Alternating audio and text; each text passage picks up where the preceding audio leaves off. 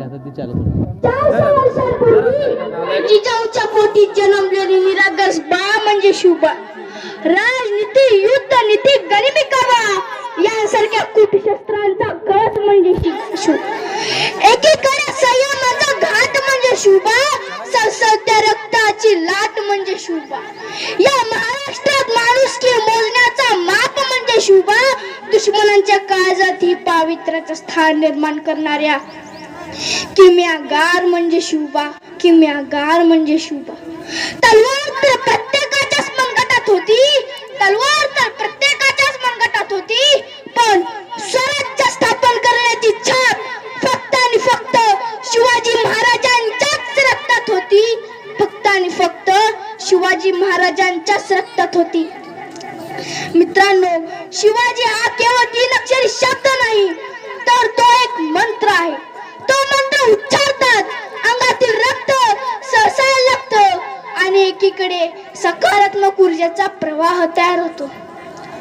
मित्रांनो, छत्रपती शिवाजी महाराजांनी हिंदवी स्वराज्य स्थापन केले. हिंदवी स्वराज्य स्थापन करत असताना महाराजांकडे प्रचंड सैनिक साठाही नव्हता व शस्त्र पुरवठाही नव्हता. यासाठी सुरुवात शून्यातूनच झाली.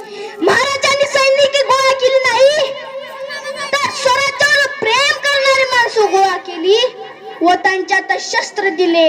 यातूनच स्वराज्य निर्माण झाले. मित्रांनो, छत्रपती शिवाजी महाराजांबद्दल बोलण्यात का नक्कीच मोठा नाही.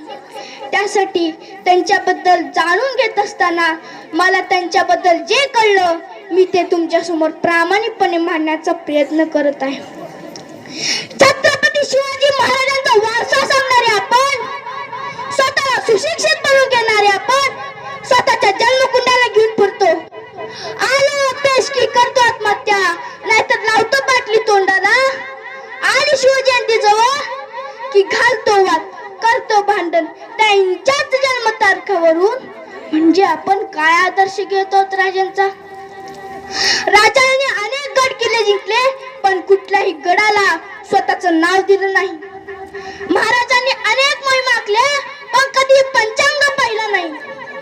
महाराजांना अनेक संकटे आली, महाराजांनी कधी आत्महत्येचा विचारही केला नाही, कधी व्यसनाच्या आहारी गेले नाही.